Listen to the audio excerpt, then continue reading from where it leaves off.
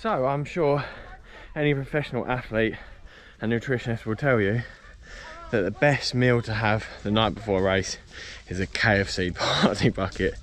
That's what we had. That is sarcasm. Obviously it's not. Should have loaded up on pasta and stuff, but never mind.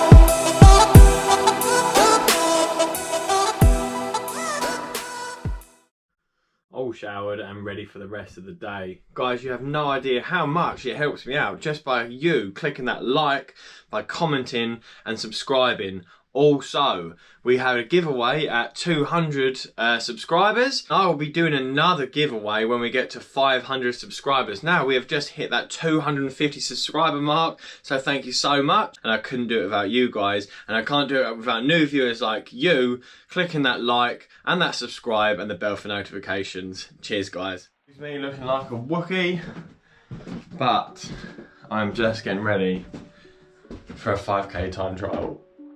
Hey guys, so today we are going to do a little bit of an experiment. I've been injured since the 29th of December. I'm slowly getting back to it, so I thought we would see what impact that injury has had on my 5k time trial. So today we're going to drive down to where I've got my 5k PB, well my 5k road PB of 17 minutes 28, and I'm just going to have a go at it. I'm going to see what I can get today. This will be the absolute fastest I've run for a long time. I've just been doing easy runs since returning back. I'm going to compare my stride length from today to my PB, my heart rate from today, my cadence. We're going to look at how many miles of training that I've missed, how many interval sessions I've missed and tempo sessions, and sort of see how that correlates to the time, to the difference between my PB and what I get today. I'm nervous. You know how you feel before a race, where you feel like that combination of like excited, anxious, apprehensive, and like you need to go toilet 100 times as well. That's how I'm feeling right now, but we're just gonna do it. So today I'm going to be using the Adidas Adizero Adios Pro. This is the first time that I'm going to be using this shoe, this particular shoe. As you know, I've done 62 miles in the pink version that I've got. If you haven't already, check out a couple of videos featuring the Adidas Adizero Adios Pro for a bit more details. I do a versus on the Alpha Fly. It actually was one of my best shoes of the year as well. In one of my other videos, I did an awesome video on some midsole madness featuring a lot of other input from other amateur athletes like me, so check those out as well. Personally, I probably normally wear a Vaporfly for a 5k. It'll be the first time I've ever raced a 5k in, or I say raced, like done a time trial in an Adios Pro. I have done time trials in a half marathon in these, and I love them. But let's see how we get on. Let's see how we get on with these shoes. Let's see how we get on post-injury. So, this is the kit for the day. The goal is to look nice and leery, so all those seafront dog walkers and pedestrians get out of the way. So, Running Man Sam, what's your pre-race routine? So normally I have either Weetabix minis or something like that before a race or a time trial, Field Champions, and I like to let that go down because there's nothing worse than going for a run and then having it sitting on your stomach. A nice coffee. A couple of guys have started taking Red Bull before a race, so it might be something that I'd try. Does anyone else try doing Red Bull? But obviously before a race or a time trial as well, I need to make sure I've had those very important poos out of the way. I think I've just accepted that this is my life now, having to roll an ice water bottle under my foot 9,000 times a day to sort out this heel pain. But if it works, it works. We're just getting ready to drive there. Are we ready? Yeah! No! We are driving to the time trial. It's just along the seafront. It's 1728 on the area where we're going today. I'm going to be doing it a bit different. On the 1728 it was just a straight out route, but so that we can get a little bit more footage, running footage today. We've got Mrs. Running Man Sam behind the camera. I'm going to be doing laps. I'm feeling super nervous. It's going to sound vulgar or crude, but I've had all the very important poos that you need to have. Everyone knows what that's like. It just constantly keeps making you want to go, so that's all done. I don't know what to expect because I haven't run properly for ages. I've been running again this week. The pain is still there, but it's much better. Hopefully we're getting towards the end of it. Got some cheerleaders with me in the back today. Woo! Are you here for Running Man Sam? Yeah! Yeah! Yeah, so there are loads of people here today. Loads of dog walkers.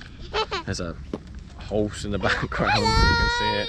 Loads of cyclists, so it's going to make it even harder. It is what it is. It is what it is. What's that, Isla? It is what it is. Can you see all the people? Great place for a time trial in the man's family.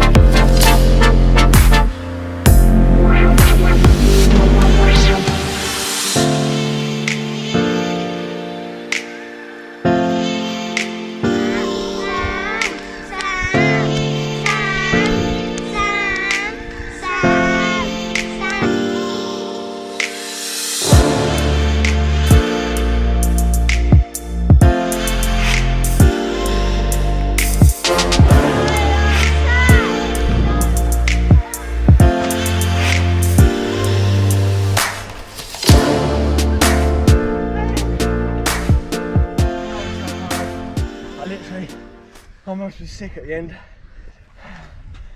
I literally like came in my mouth and I had to like swallow it.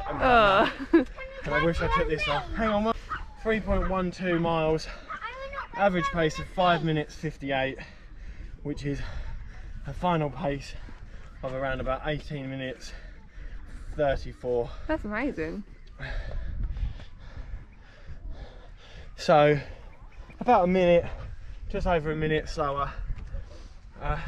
My foot didn't feel too bad. It feels a bit sore, but it's always felt a bit sore. That's the fastest I've run for since maybe beginning of December time. So now I'm gonna have a drink and die. So how do you think Sam did? Good. How fast did he go? Really fast. How fast do you think? 100 fast. 100 fast. 100 fast. Hey guys, and welcome back to the channel. It is everybody's favourite running man, Sam. So today I went out and did a 5k time trial. Build the picture here. So I got injured on the 29th of December.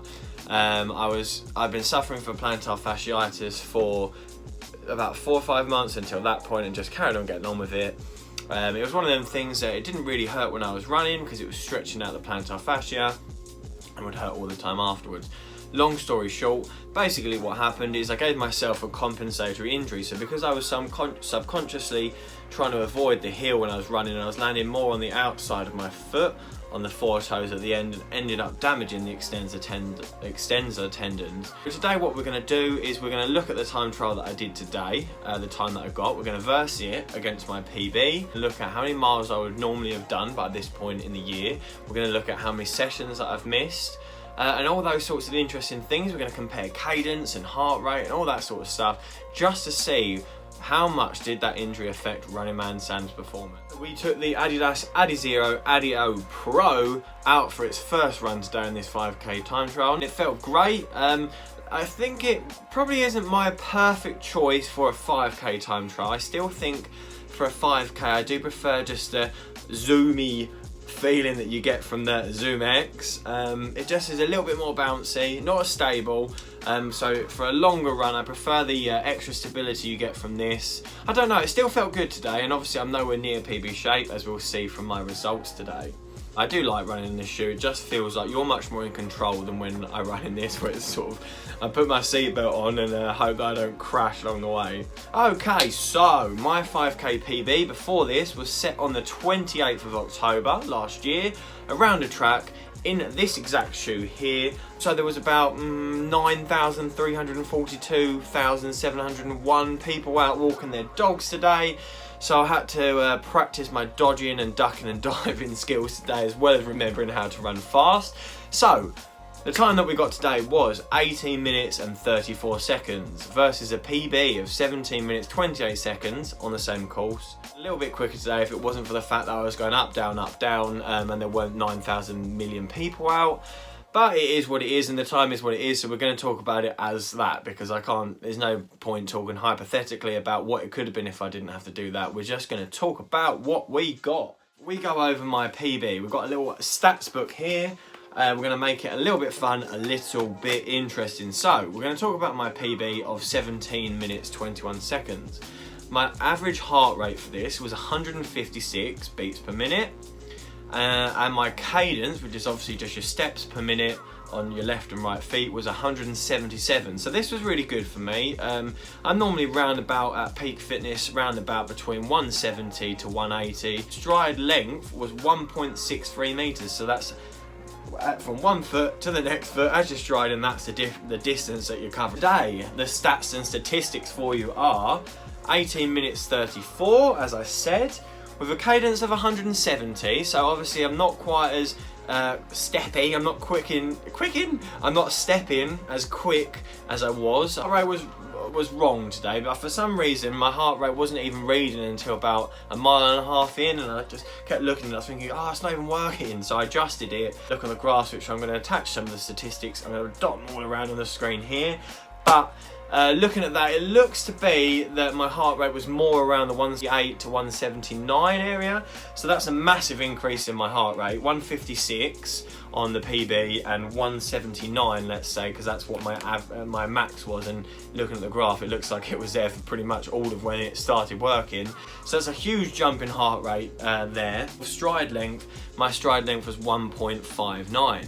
So what do all these numbers mean? Basically, what we're seeing there is because of the lack of things like interval training, tempo runs, the extra weight, all that sort of stuff, we're seeing that obviously I'm not stepping as quick. So obviously your pace is your stride length times by your cadence, obviously the distance that you're covering and how quickly you're covering it with how many steps.